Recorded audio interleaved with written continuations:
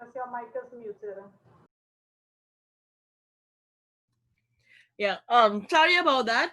My internet crashed utterly on everything. Um, Phone was not connecting, sending WhatsApps, nothing. So I don't know if that was a TSTT thing because I do have data on my phone and it just was not responding.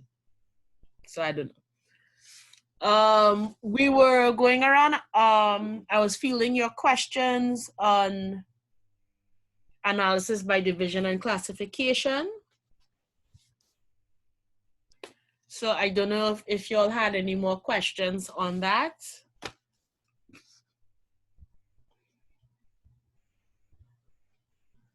No?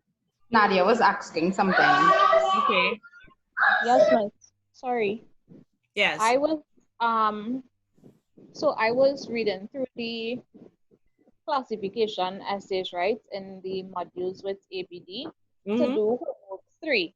But I kept getting very confused with how I structure or put together my essay on comparing the two. It's still really difficult for me to put it together and make it make sense. Okay.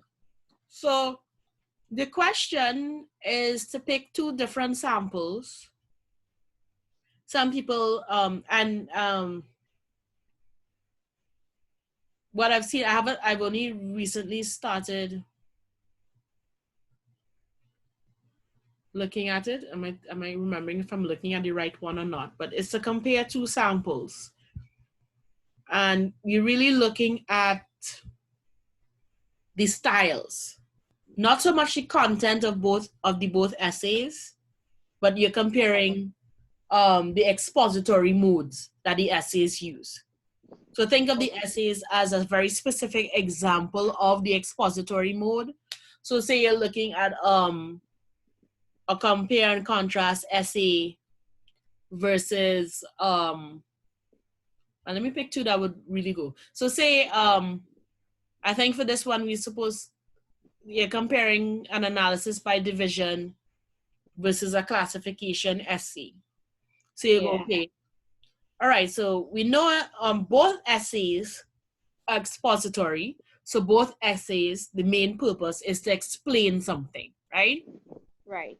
However, the way an analysis by division essay would explain its topic is by breaking it down into its different components.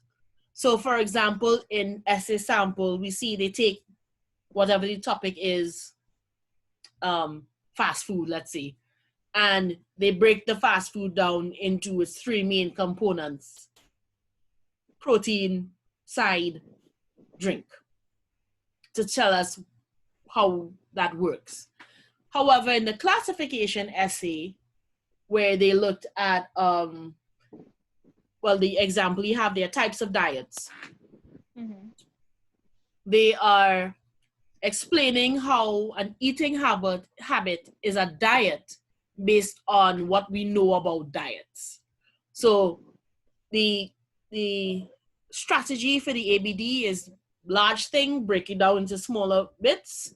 However, we see in the other essay, they're taking a general concept, we know what a diet is, and explaining how these different things are diets. So it's literally classifying an eating habit as a diet, right?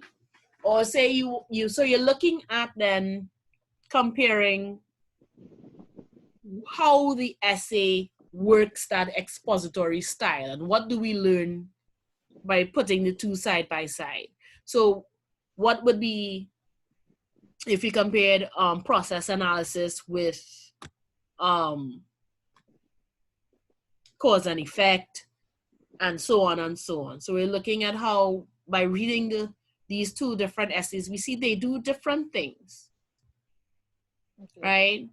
So it's really looking to see what things they do similarly, what things they do differently. And that is the basis of your response, people. Okay. Does that make it any clearer? Yes, it helps a lot. I just have one more question. Go ahead.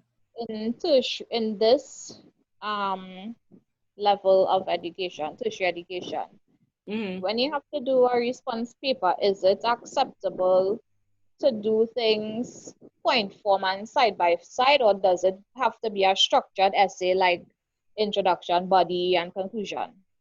Preferably a structured essay so that you get in the habit of writing structured Writing. essays. So it's practice Yeah, upon practice upon practice. Um, right. as you know, and I say this to almost every class. Um, and it sounds, actually, this sounds rather egotistical, but I'll say it anyway. People consider me a good writer. I'm only a good writer because I've been practicing writing most of my life. Approaching writing in a structured way, studying writing, applying techniques, studying to see how I use it, and so on. I've been doing it for a very long time. So I've actually acquired a skill, Right. right? And that comes from practicing. I remember having a class, for example, in African American Lit, and she wanted us to do response papers. And if you sent in the response paper with a very long introduction, she crossed it out. So I had to learn how to be very, very tight and succinct with my writing. And that took a lot of practice. So the homework assignments are there to help you practice. As you learn a technique, try incorporating it into how you do your homework. So you actually get to practice the technique while you're answering the question. So preferably when you're doing those response papers, as much as possible, 5-paragraph essay format. Including at least a rudimentary thesis statement and so on. Right? Okay. Thank you very much. No problem. Any other questions before we split up? And I think we will split up and then come back, share and end. And hopefully my internet won't go out again. Knock on wood, cross your fingers. Rub your rosary beads. Right? So we're gonna split up. Excuse me. Yes? Next one question. Go ahead. The essay outline you would have put on Canvas is just an example of how it should be formatted. It's not something that has to be copied exactly as it is there. It is a template, and remind me if I didn't, I should post it as well. There's a Word document you can download and use as a template. So where it has the generic thesis statement, you put in your thesis statement, you put in your topic sentence, and you follow that structure. The structure is important. The idea is, and this will come up somewhere in your educational life. Say you're in a group and you have to write a paper. If you do an outline that is structured like that with that very specific format, and you hand it to another group member and say, okay, well, you're doing paragraph 2. They know exactly what they're doing for paragraph 2. There's no guessing. Okay. Right? So you want it to be that structured in case you have to hand it off to somebody, in case if someone else, the hypothetical, if someone else wanted to, had to follow your essay to write, your outline to write an essay, they would be able to, because there's no guessing what comes under what and what connects to what. Okay, like for instance, the topic sentence is categorized like the categories pointed out like A, B, C in 3 different points. Your topic sentence doesn't necessarily have to have all of those. It could be just A and B. Yes. It don't have to be A, B, and C. And the A is divided into 2, evidence and example. You must also have evidence and example. You should have evidence and examples, yes. Okay. So you remember Alright. these supporting sentences are going to flesh out that topic sentence. Yeah. So the topic sentence is like a mini thesis. So the same way for your essay, your paragraph fleshes out your thesis. So your main idea of the entire essay is A, B, C. And then each paragraph is A, B, and C. But within the paragraph, then your topic sentence goes, well, to understand A, let's split up A into I, 1, 2, 3, right? And then you group 1, and here's my evidence for 1, 2, and here's my evidence for 2 and 3, and here's my evidence for 3. Okay, great. Right. So Thank you. to use the metaphor of, think of your essay like a tree. And you notice trees, they have specific branching styles. And the smaller you go, is the same branching shape over and over again, even down to the leaves. So we're actually just repeating a pattern over and over again to create a larger document. Okay. Right? Lisa, you have your hand up, and I think Camille, you wanted to say something too? Yes, Miss. For the difference between, as you were talking, the classification and the ABD essays, right? The difference is for the classification, it's more like you're starting with a topic, a large topic where it doesn't have any like categories, and you break it down into categories for the classification. But the ABD is the opposite, where it's a large category into small, but the classification is I think I'm mixing it up, but yeah, mixing it up a little bit. But you started correcting yourself. So yes, the ABD is a larger category broken down into subcategories. And the classification is a subcategory put back into its larger category. Oh, okay. So, Miss, for example, for the ABD, if I talking about flowers, if my topic is flowers, and then I break down flowers into different categories like types. So you have lilies, you have tulips, you have roses. Could that be classified as an example of an ABD? This is where it gets complicated. So technically, what you're doing is a classification essay there. Oh. I don't know how to uncomplicate it, because they're very, very similar. And if you, like I keep saying, if you Google an analysis by division, you're going to get typically classification division essays, because they're very similar, but they do slightly different things. So with the example with the flower, for example, flower is actually the larger category, right? And what you're doing is, we know the traits of a flower.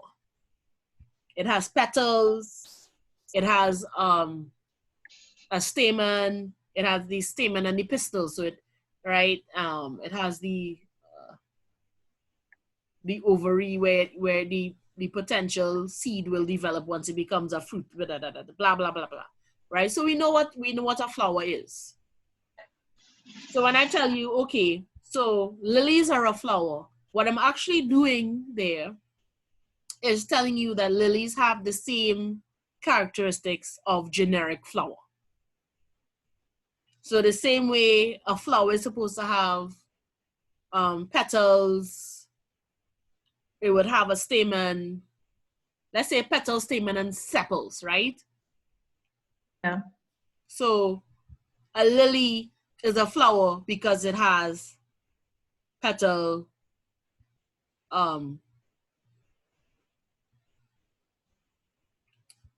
that other thing, like, oh gosh, go on. Petal, sepal, and stamen. Okay. Right? If I wanted then to do an analysis by division of a lily, I'll tell you, the lily, to understand a lily, we have to understand how the petal works, we have to understand how the stamen works, and we have to understand how the sepals work, right? Because the organizing idea behind the lily is that the flower is the plant's reproductive organ, right? It's how a plant reproduces. So I want to then explain that larger concept by showing you how each individual piece of the plant, of the flower, helps it to be the reproductive organ. So it's very slightly different. One, we're taking an item or items and putting it in a larger category, right? So we're classifying by saying, okay, a lily is a flower, a hibiscus is a flower, sorrel is a flower. And we know these are flowers because of X, Y, and Z, right?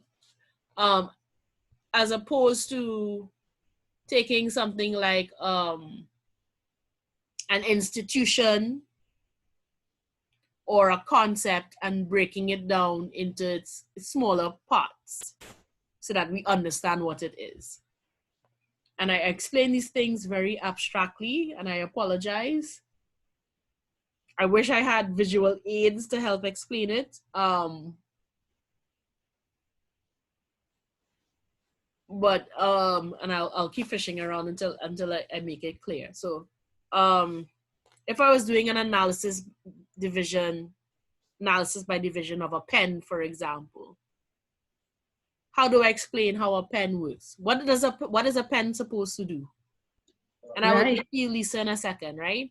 A pen is supposed to write. What elements in a pen helps it to write? Ink. So it has to have ink. What else? The point. It has to have a point. Anything else? Two might be fine. About the structure. Right. So it has ink. It has a nib. And it has something for you to hold on to. So a grip. So as we can see with this pen, there's a grip here, right? So it has some kind of body to hold on to so your fingers can hold it to write. So I'm explaining what a pen is, a writing instrument, because it, because of what it can do. So I'm going to explain how a nib helps it to write. I'm going to explain how ink helps it to write. And then I'm going to explain how having the cylindrical shape that you can hold between your two fingers helps it to write. Its main function is to write. So that's an analysis by division. I took one item, I broke it down into its smaller pieces to show how it works, right? Okay. Classification, on the other hand, I'm talking about writing implements. What makes something a writing? So this is a pen. A pen is a writing implement. My pencils are too far away and I'm busy.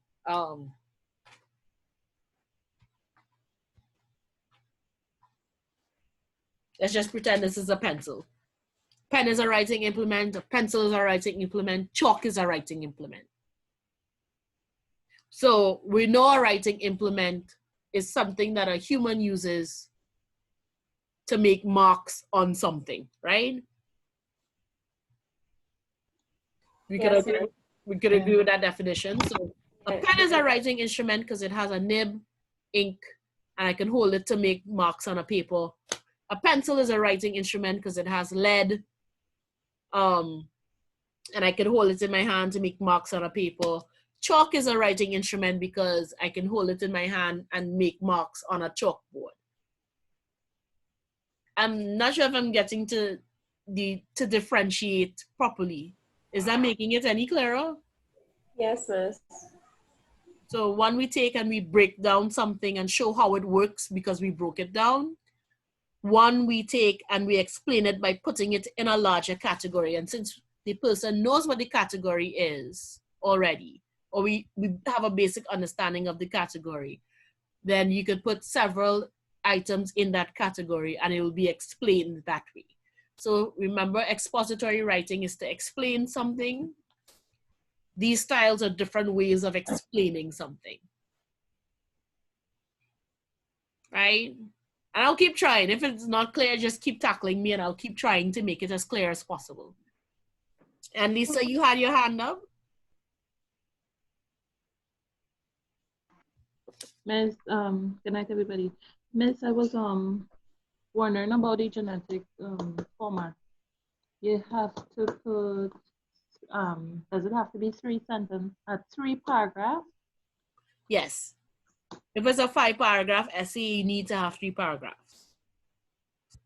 Okay, right? miss. So in the outline, we only outline the body paragraph. The body paragraphs are the largest section in your essay. That is where you actually get to explaining what your main purpose, what your main idea is in the body paragraphs. So for your outline, you start with your thesis statement, and then you jump straight into your body paragraphs. You do not need to outline your introduction. You do not need to outline your conclusion, right?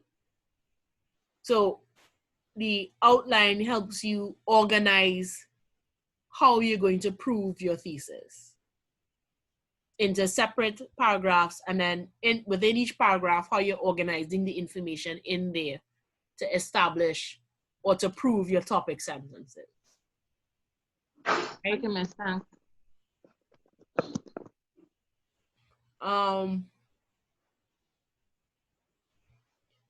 So just going to split you up into groups and do a little brainstorming exercise for a classification essay. And I think you have this as a discussion topic on Canvas as well in general. So I'm just going to do a series of as's. So roti as a Christmas lunch. So we want to classify roti as, and I think you know what I mean when I say Christmas lunch, like traditional Christmas lunch where you sit down, stuff your belly full, you can't move for a couple hours afterwards, right? So roti as a Christmas lunch dish, dancing as exercise, WhatsApp as a form of communication, fish as a pet,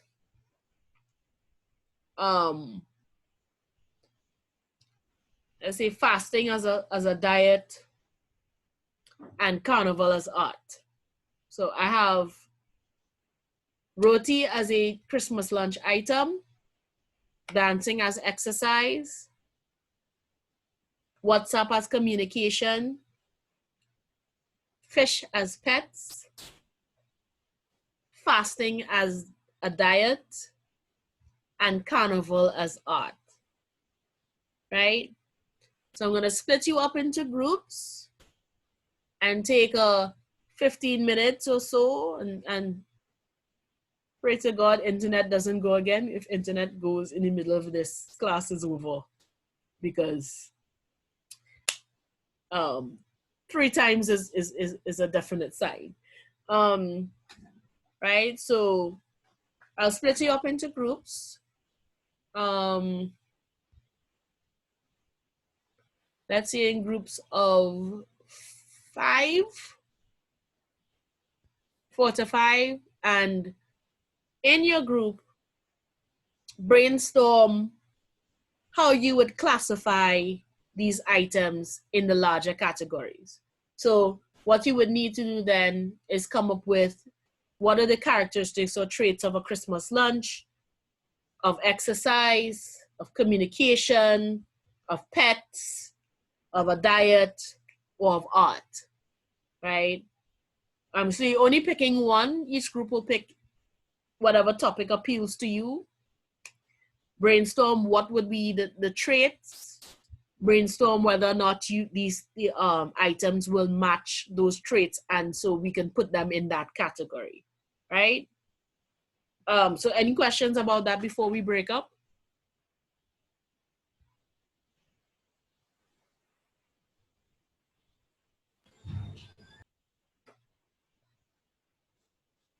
Miss, if the group has the choice of choosing one, is it possible that more than one group would end up with one classification?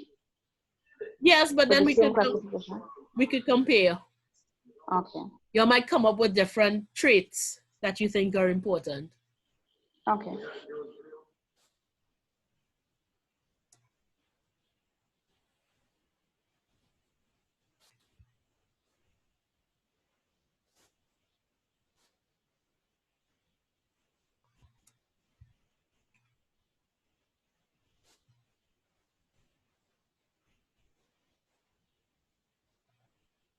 And let's say, yeah, we'll take a 20 minutes, right?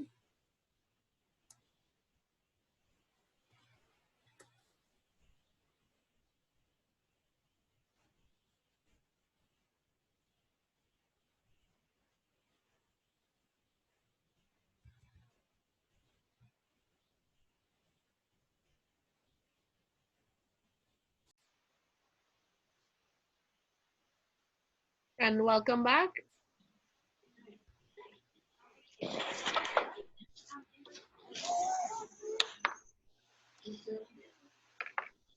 So let's start with breakout room 1. What topic did you pick? And what traits did you come up with? And what was the decision you made?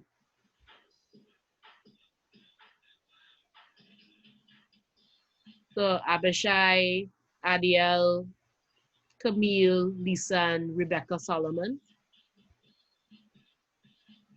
Yes, we choose dance as exercise. Okay. And what were the traits y'all came up with for exercise? The exercise is used to keep you in shape, build endurance, motor fitness, Okay. improve mood. And how you prove dancing, and you showed dancing. Yeah, we saw that some dance can provide some of the same benefits as exercise, so we try to look at that as a whole. Should I read out what we have, or just is it there?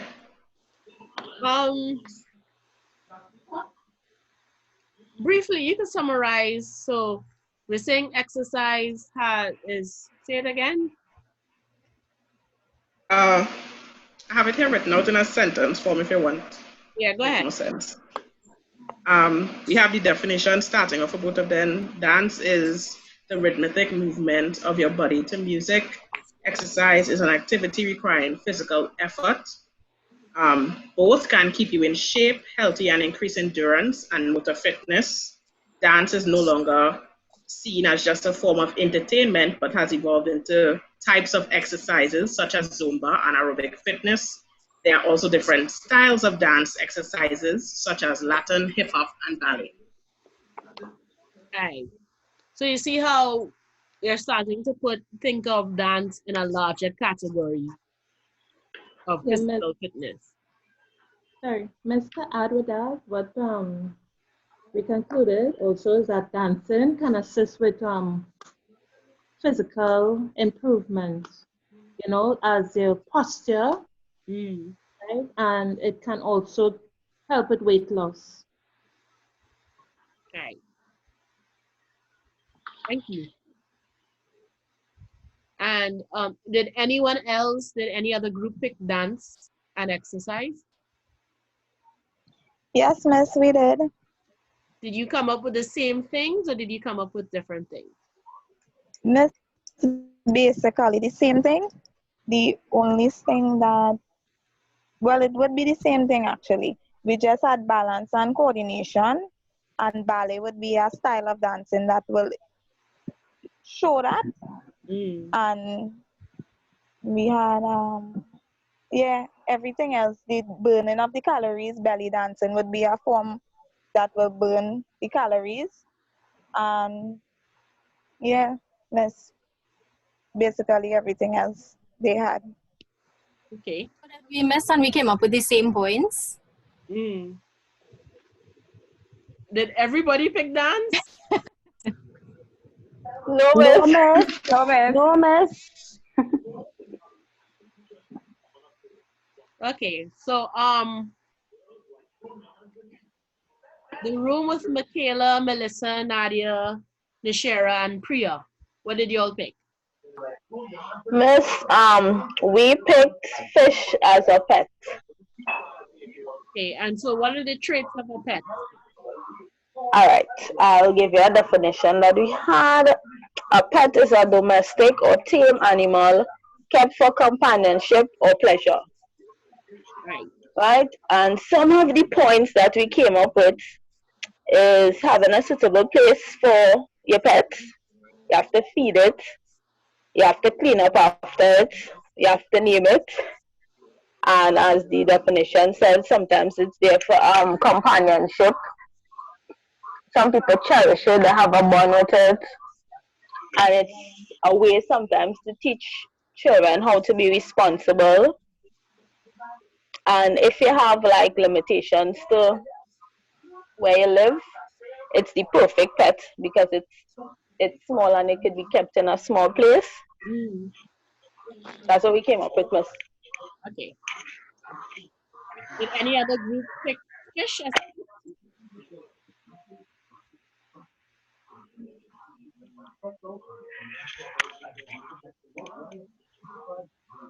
okay. Emily, Melanie, Stacia, and Tanika, and Trisha. Yes, miss. We picked roti as a Christmas lunch. The traits Christmas lunch have, it has a variety of dishes. So roti can also consist of a variety of dishes, example potato, aloo, chana, puri, etc. So what we said also is that, Christmas is a traditional lunch because it's a celebration, of the birth of Jesus Christ. And also, roti is also used as celebration for Diwali. So it could be Christmas lunch. That's what. Miss, we have a definition here, which are both are traditional meals made for religious celebration. And that's why, and it also brings family together. And the fun about roti is if you eat it with your hand, Yeah.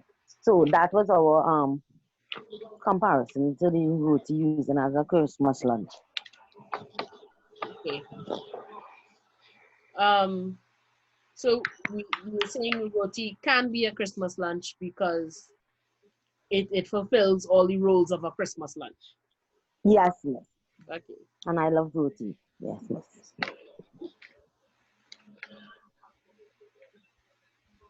Especially goat, but that's Yes, miss. Yes, miss. Yes. Almost dinner time.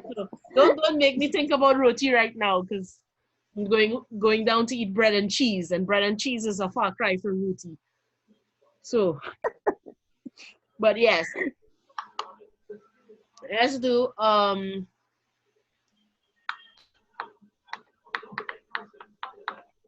think let's do Jamie, Lisa, and Sian. I'm pronouncing your name wrong, am I? Yes, horribly, horribly wrong. I do apologize. No, miss, you pronounced it right. That's fine. Miss, what we did is we did WhatsApp as a communication tool. So what we looked at mail, email, telephone, cell phone, smartphones, computer, video, and web conferencing versus using WhatsApp. And what we found is that WhatsApp is cost effective. I mean, even though you pay for the service, it's still free to call somebody over it.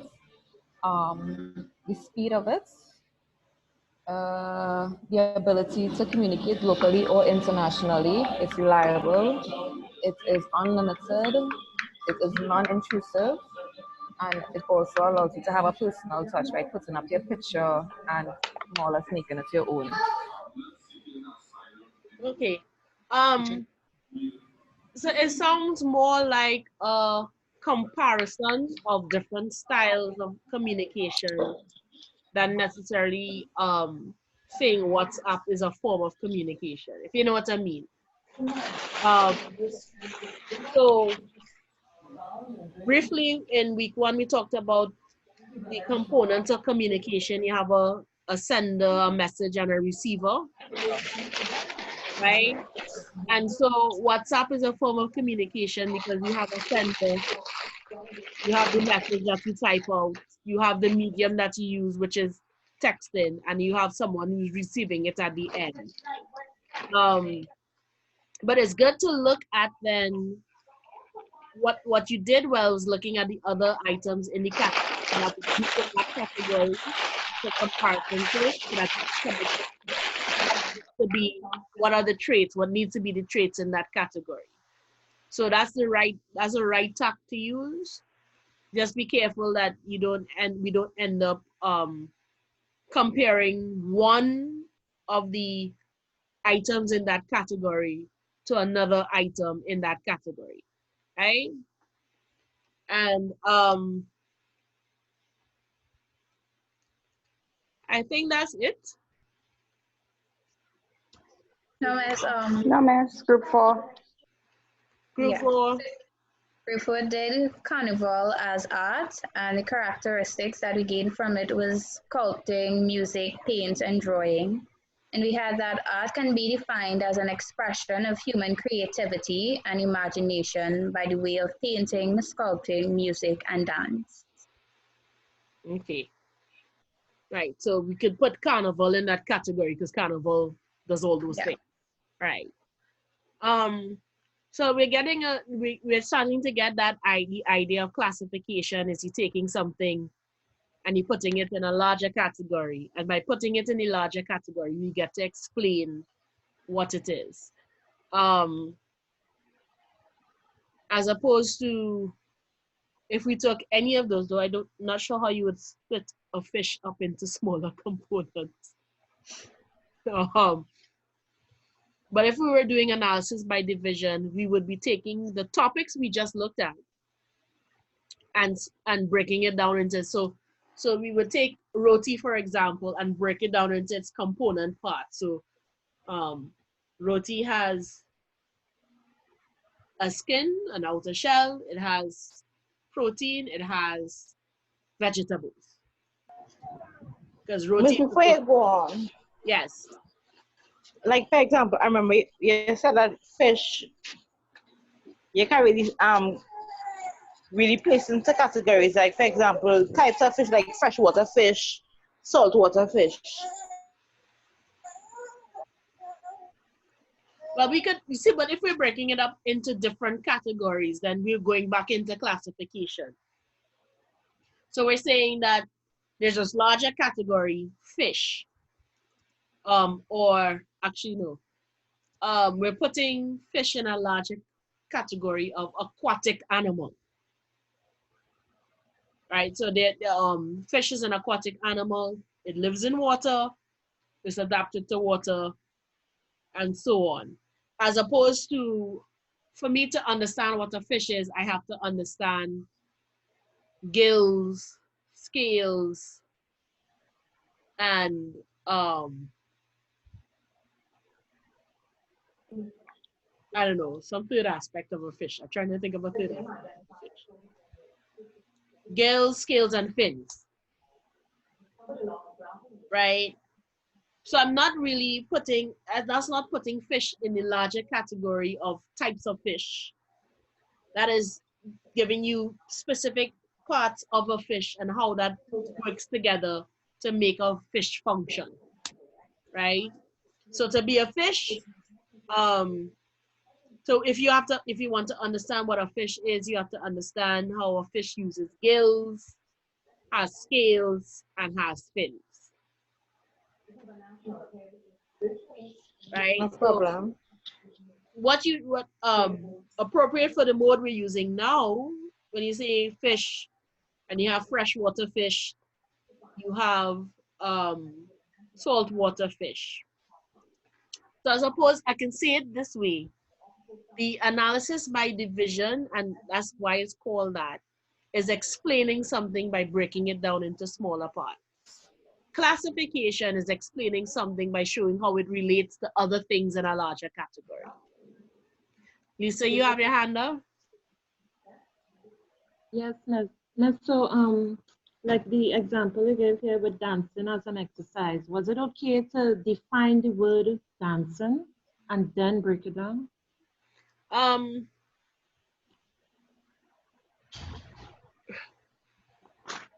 To show that it has the same traits as exercise, yes.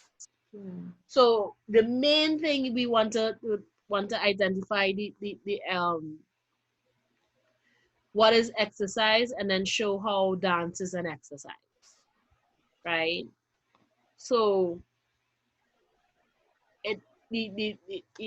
in terms of brainstorming, knowing both definitions is very important, and then matching both definitions to each other is very important. Yeah. But if you were going to write it out, and it probably come up in your introduction for an essay, so people know dance is so and so and so, but this also means that it's an exercise, and so dancing is a good form of exercise because it does X, Y, and Z, and then I explain how in each paragraph how dance does X, dance does Y, dance does Z. Yes, right? Okay. Yes, Miss. Thanks.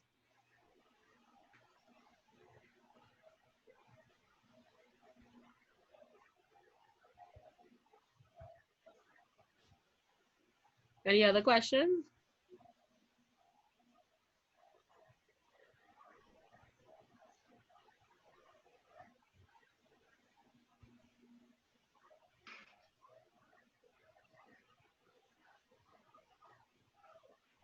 No, I would say, I think we've hit the hour-and-a-half mark, even with the outages. So, one, I added a few things to the module. Some things I noticed were missing, so I added a few things to the module. So, as you're going over, make sure you go over from start to finish.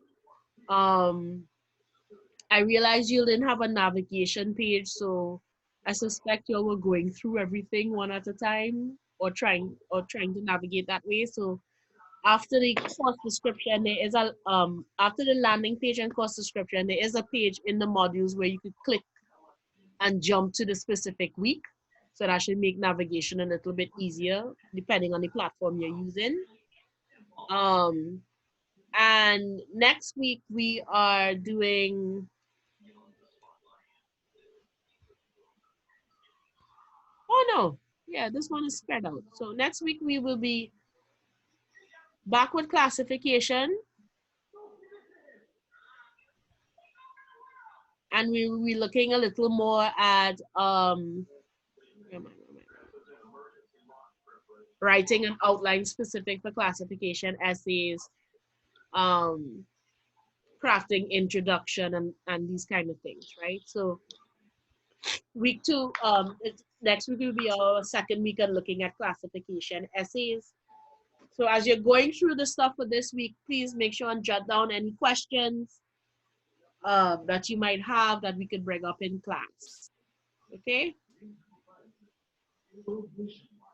Excuse me, you said to remind you to put up the Word template for the essay outline?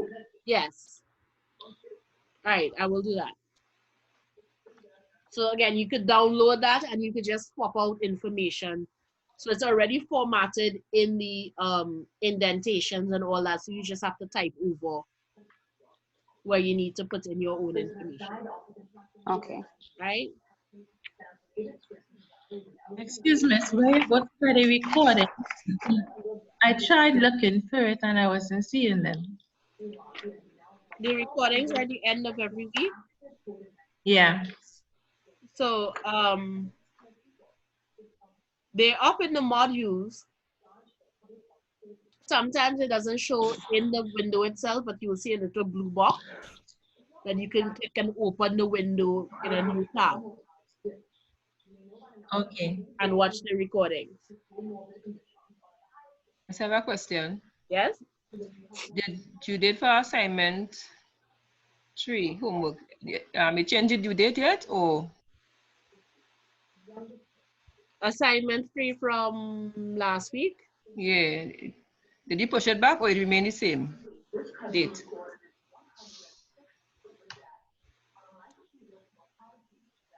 Assignment 3 or 4?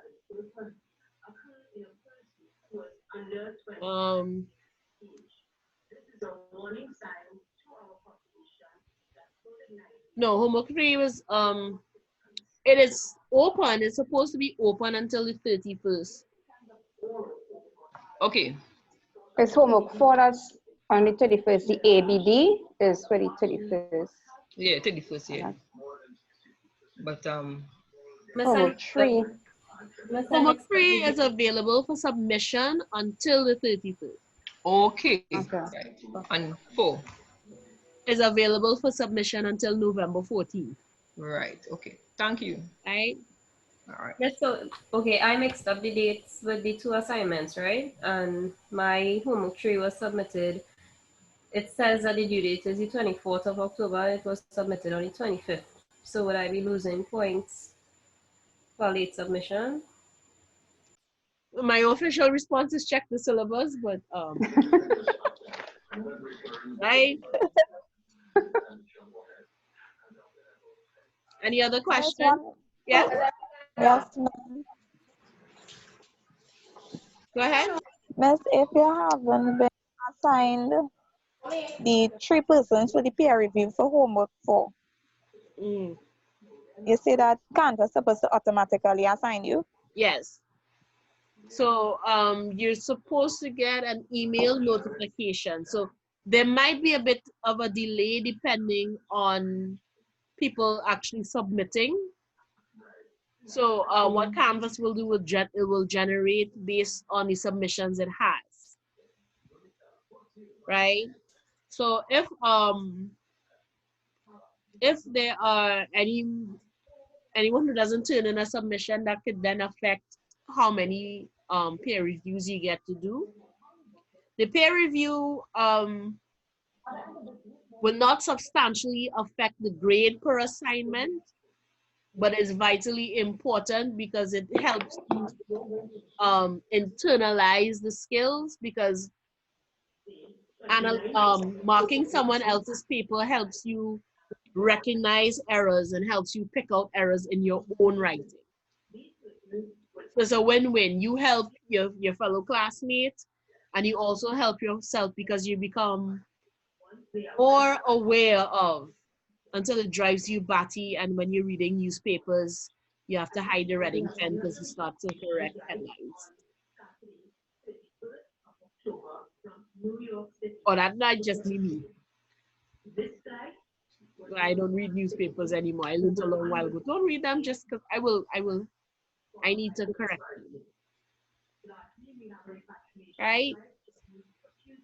So if Canvas does not assign you a peer review, I will check again. But if Canvas doesn't automatically assign you a peer review, and the peer reviews are usually due later than the submission for the original